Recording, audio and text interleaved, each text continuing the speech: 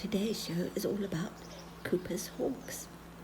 I love these raptors, and if I ever had to choose my favourite baby raptor, it would be the Cooper's hawk youngsters. Oh my, they're just so delightful to watch. They have sea green, bluish eyes, and they're so full of character and mischief. I just adore them. I'm going to share some of my favourite film clips with you, and also a few interesting facts.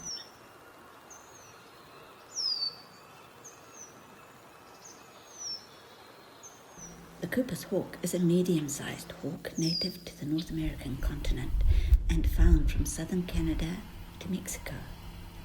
This species is a member of the genus Accipiter, sometimes referred to as true hawks, which are famously agile. They're relatively small hawks common to wooded habitats throughout the world. As in many birds of prey, the male is smaller than the female. The Cooper's hawk is easily confused with the smaller, but very similar sharp-shinned hawk. In fact, I'm hoping I haven't misidentified any of my film clips. I often confuse the two hawks. The other Accipiter we get here is the very much larger northern Goshawk.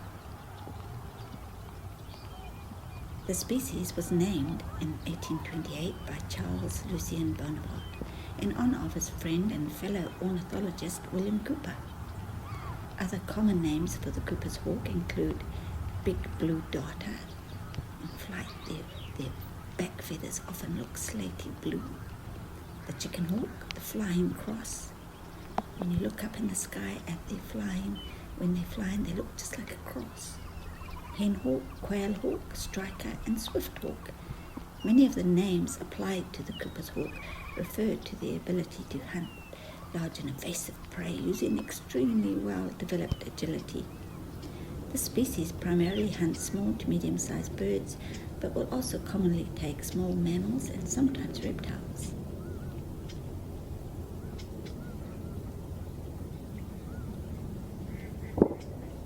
Extant, meaning still living today, accipiters range in size from the little sparrowhawk, in which the smallest males measure only 20 centimeters long, wingspan 39 centimeters, and weigh only 68 grams. And then there's the northern Goshawk, in which the largest females measure nearly 3 times the size, 64 centimeters long, wingspan 1.27 centimeters, and weigh 2.2 kgs. That's very much bigger. And if you watch to the end of my video, I share a brief clip of the northern Goshawk just to show you how similar and yet how much bigger and spectacular they are. Accipiters are slender with short, broad, rounded wings and a long tail, which helps them maneuver in flight. They have long legs and long, sharp talons used to kill their prey, and a sharp hooked beak used in feeding. They often ambush their prey, mainly small birds and mammals, capturing them after a short chase. The typical flight pattern is a series of flap flaps, followed by a short glide. And of course, they're commonly found in wooded or shrubby areas. The genus Accipiter was introduced by the French zoologist Jacques Bresson in 1760 with the Eurasian sparrowhawk, Accipiter nisus, as the type species. The name is Latin for hawk, from accipere, to grasp. Accipiter is a genus of birds of prey in the family Accipitridae. With 51 recognized species, it is the most diverse genus in its family. Most species are called goshawks or sparrowhawks, although most of the New World species, excepting the northern goshawk, are simply known as hawks. They can be anatomically distinguished from their relatives by the lack of a procoracoid foramen. The procoracoid foramen, or coracoid foramen, coracoid fenestra, is a hole through the process at the front of the coracoid bone, which accommodates the supracoracoidus nerve. In some groups of birds, it may be present as a notch or incisura, or the notch may be partially or weakly closed with bone. In other groups, the feature is completely absent. The foramen is generally present in birds of prey but is absent in most Accipiter hawks that have been studied, and this absence is proposed as a diagnostic feature.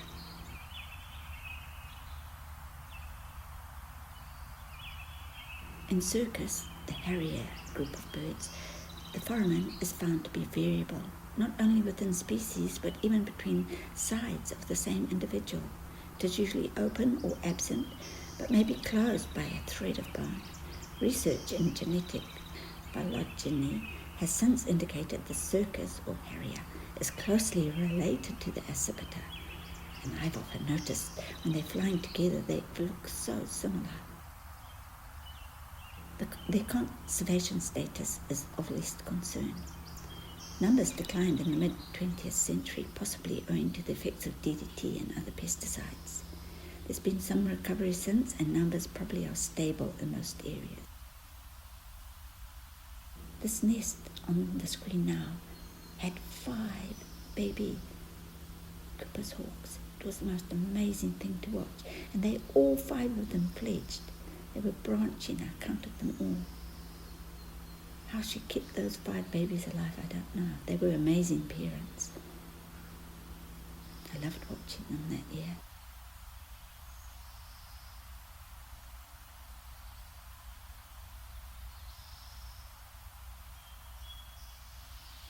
Shooting is now a generally insignificant cause of mortality. Wait, I just have to show you on the screen. Look for the little hummingbird. Can you see the babies in the nest?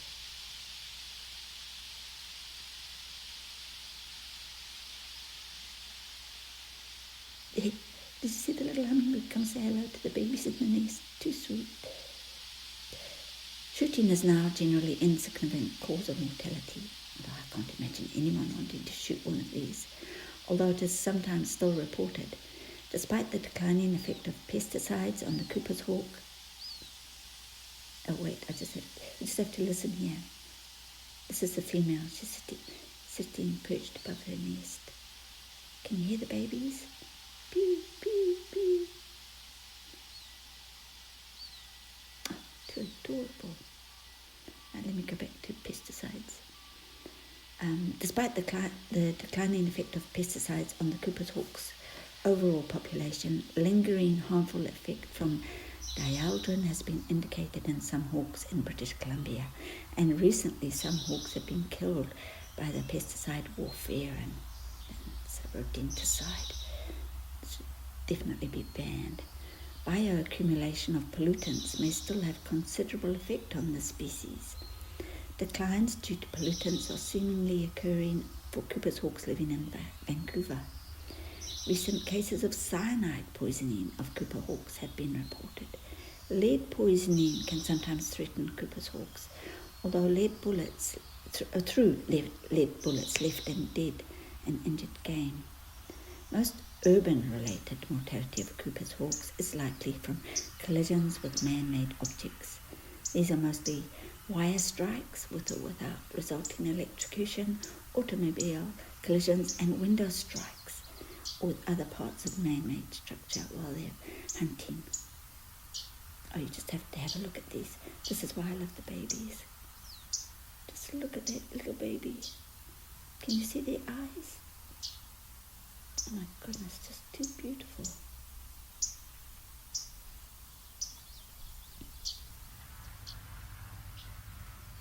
And this is the mother.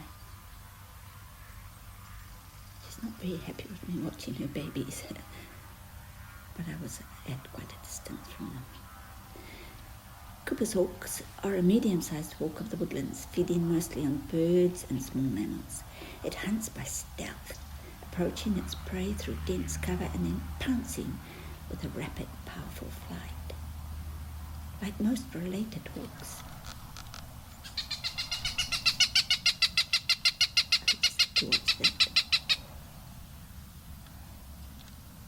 Always remember to keep your distance, especially from nesting hawks, and listen to these babies. Aren't they just gorgeous?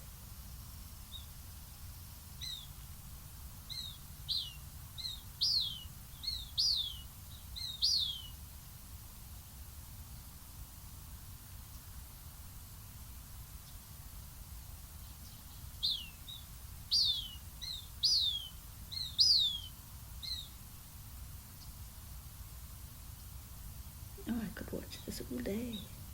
I just love them. It's so beautiful. Okay, let me get back to where I was. Like most related hawks, Cooper's hawks prefer to nest in tall trees with extensive canopy. I just want to let you hear them, their little cries. It's very recognizable. When you hear that little cry, you know it's a Cooper's hawk, little baby.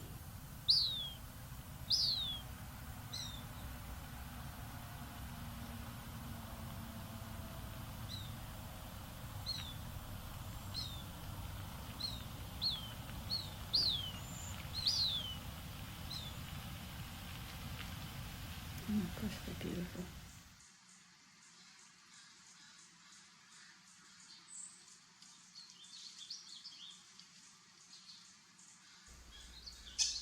In courtship and occasionally at other times, both sexes may fly over territory with slow, exaggerated wing beats.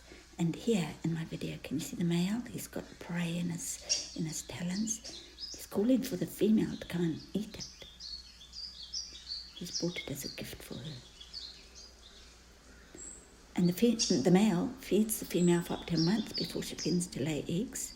And the nest site is usually in a tree about up to 50 feet above the ground. They often reuse nests or old nests of other birds and build it up with sticks. It often looks quite a messy nest, and then they line it with softer material.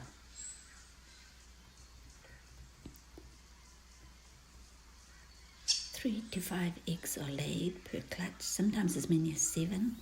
They're pale bluish white, and incubation is mostly by the female, usually for 34 to 36 days, and the male brings food to the female and then incubates the eggs for a few minutes while the female is eating.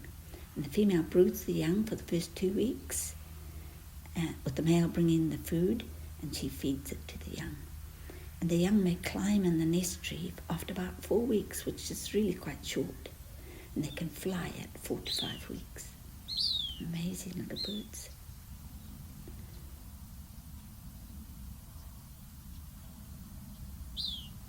The diet of the Cooper's hawk is mostly birds and small mammals. Robins, jays, flickers. They also eat chipmunks, squirrels, mice, bats. So it's very important not to put down rodenticides. They sometimes eat reptiles and insects. Now I'm going to talk about the most interesting thing I find about Cooper's hawks, their eyes. The adults have eyes ranging from light orange to red. In this video here, they're pale yellow, but this is a youngster. The males averaging darker eye colour, while those of the juveniles, as in that video, were yellow. And while they're still in the nest and branching, the eyes appear almost bluish green. I just find the eye colour change of these hawks fascinating. And for unclear reasons, far more adults in British Columbia and North Dakota, 83% of males and 63% of females had dark orange or red eyes, which also manifested at an earlier age in British Columbia than mature hawks in Wisconsin, with only 49% of males and 14% of females. It's quite a difference. The purpose of bright eye colour in the hawks may be correlated to the feeding stimulation of the nestling hawks. The darker orange or red may be more perceptible and tend to be picked at for feeding their babies. The eyes of this hawk, as in most predatory birds, face forward, enabling good depth perception for hunting and catching prey while flying at top speeds.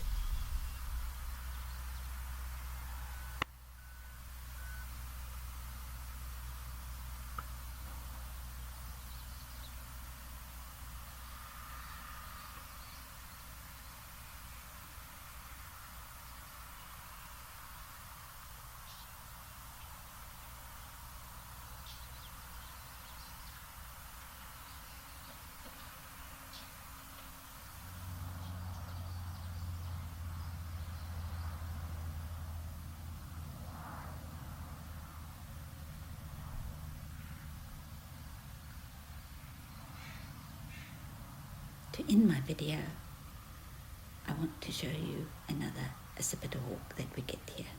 It's the largest. It's called a northern Goshawk, and it's quite the most beautiful hawk I've ever encountered. It has such a presence.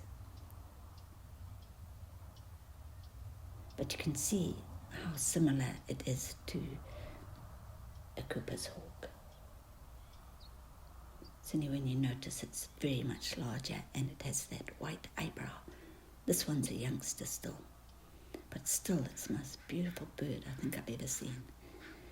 And we don't see them that often here. I've only seen maybe 2 or 3 times. But I just had to share that clip with you.